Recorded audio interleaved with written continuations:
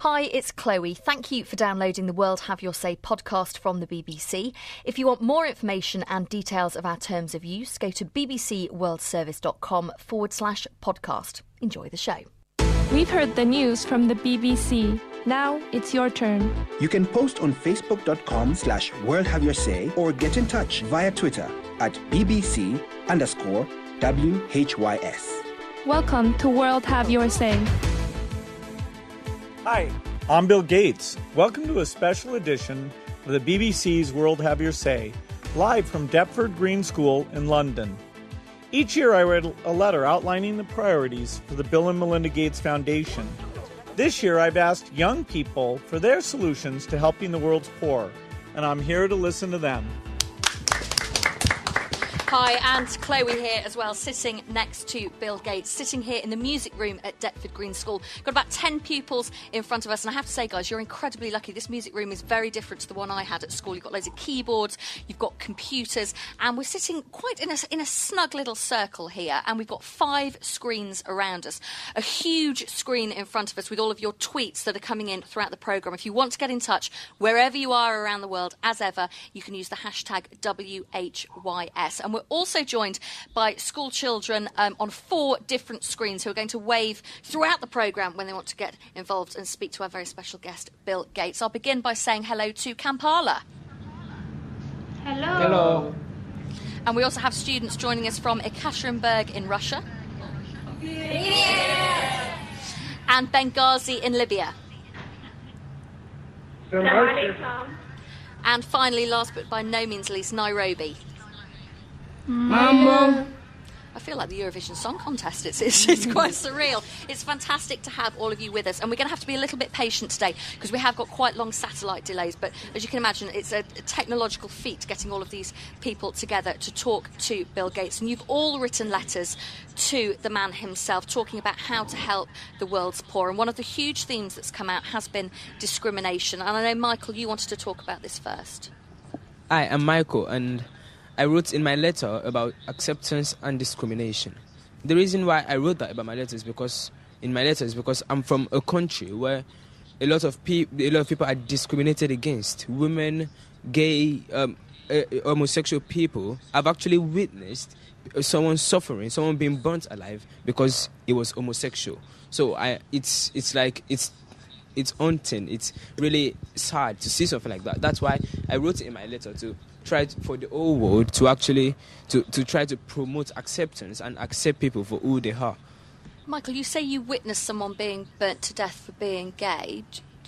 How on earth did that happen? Just explain a little more. Well, in Nigeria, because the government doesn't really interfere with some deep things, and I'm from the part of the city. I'm from the part of the city where everything is so traditional. So they believe that man and woman are meant to be together. So when they see a man and a man together, they're allowed to do whatever the ruler of that particular city, the Baale, that's what we call him, says. And he says that they should burn the man alive. And they did it. So it was nothing that the government could interfere with or stop. Bill Gates, do you get letters sort of echoing these kind of stories? Yeah, it's an awful thing to hear.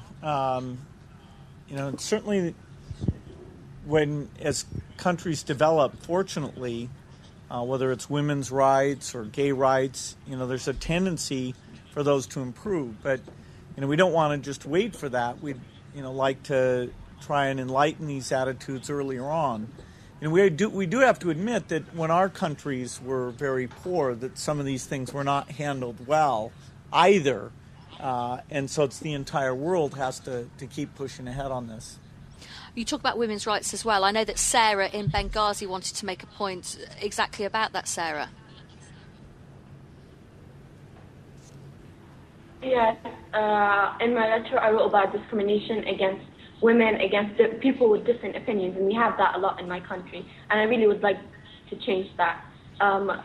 Women don't have opportunities as much as men. Like here, women are not allowed to apply for veterinarian school. We're not allowed to do certain jobs. So right now, forming our government, we only have 10% chairs in the government. So these are the issues. with discrimination here. Yeah, I mean, even, many of the early religious beliefs were set, thousands of years ago. So, whether you look at the Old Testament of the Bible or some of the different beliefs in that time, there wasn't a belief in equality. I remember visiting an Arab nation where I gave a speech, and the women and men, had to be on different sides of a partition, and they were saying how they wanted to be one of the most innovative countries in the world. And I said, well, if you're going to do that, you're going to have that 50% of your population have an equal opportunity to contribute to it. Did that go down well? Well, certainly on the side of the curtain that the women were on. In fact, some men hadn't been even aware there was anybody over there. So when they heard that loud response, they were like, "Oh, there are people on the other side of the partition there." So, 100 years ago, most countries, even democracies, didn't have women voting. The views of traditional roles were quite different. We've come a long ways. Now, in universities, in a lot of countries, there are more women now in the university than men. And so real progress, but all pretty recent and mostly still in the richer countries. I know that Ustinov, who joins us from Ekaterinburg in Russia, has a question for you, Bill. Hello, my name is Slava, and I have a question for you. How did the American people deal with the problem of discrimination of disabled people? Well, I had a letter from Liam here at this school that asked about that as well. Well, I'll introduce you. Liam's just sitting opposite to you. Sorry, I didn't see you there. But the first thing, of course, is to try and, make sure that as much as possible people are not disabled. And, we're never going to get that to zero. And so what we want to do is provide them with the best tools, a great wheelchair. And I'd say the country has made real progress in terms of accessibility so that there are ramps to get into different places. I see a big effort being made on that, because it finally is something that has gotten some attention. Also, I agree with you, Mr. Gates. When I was in India, Bangladesh, I was actually quite sad because people like in wheelchairs couldn't get around because of transportation issues and stuff. And I always used a car with my family, and because usually like outside of Bangladesh especially, it was really muddy, and therefore my wheels would actually let start. So I think something could be done about that. Do you think? Well, If the rich countries set an example, I think things will come along. It's tough in a country like Bangladesh. I mean, they're dealing with, they have cholera, they have, crowding within the city. My wife was just there 2 weeks ago, and although there's some great projects taking place, she was just reminded how tough it is. As they get to disease, this kind of accessibility thing hopefully will become more of a priority. Thank you. In Nairobi, Leonie, Stanley and Poulette, I know you're listening intently there. What are your thoughts on discrimination and particularly where you are in Nairobi? When it comes to the term discrimination,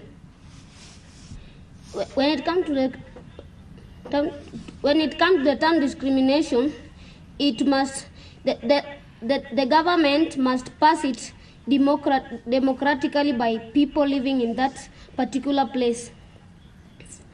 If people want to pass it, the majority of the people must accept it. And if they don't want to pass it, they can just leave it like that. If the majority don't want to pass it, they can just make it continue. That's all I can talk about it. Hi, this is Leon from Nairobi. I'd like to support that point of disabled people. Disabled people must be given equal rights as other human beings in the planets. Like, for example, employment. In Nairobi, you will find that disabled people are not employed in factories or other workplaces.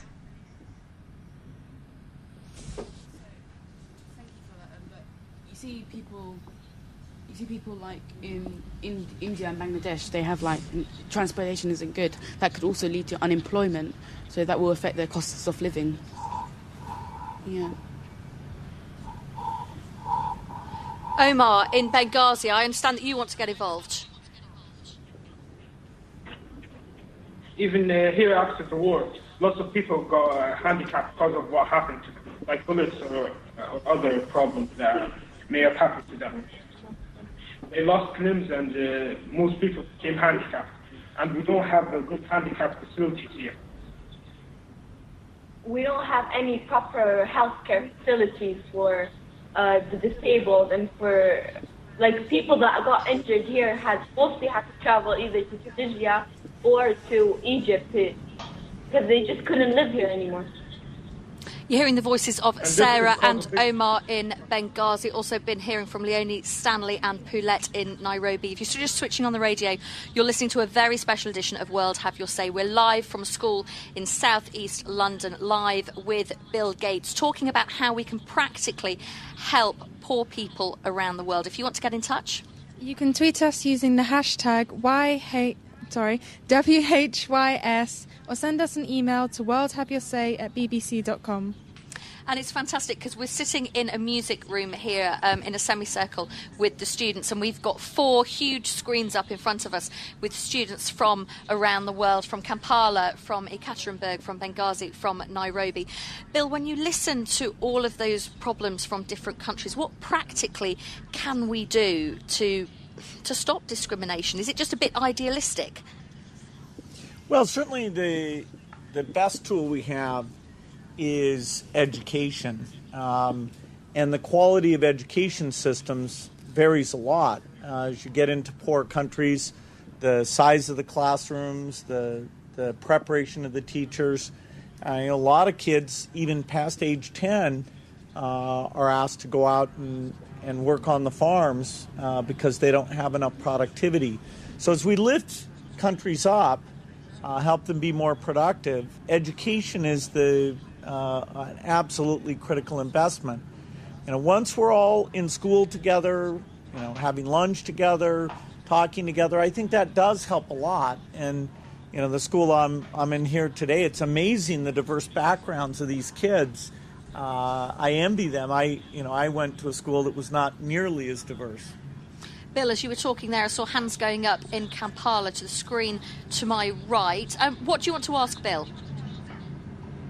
I want to ask Bill back and to comment something on discrimination. In Uganda, basically, discrimination is all about the culture, the traditional thinking.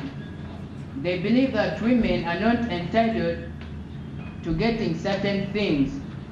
And I believe if we only promote literacy, we can do away with such thoughts and maybe control discrimination. Yeah, thank you.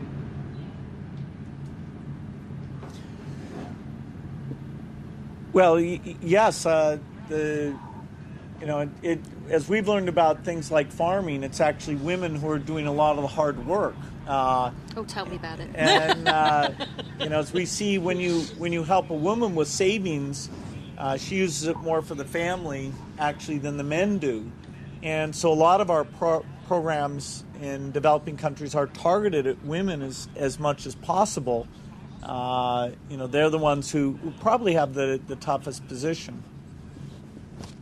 I don't really think this is a question towards Bill, but this is just like a question in general.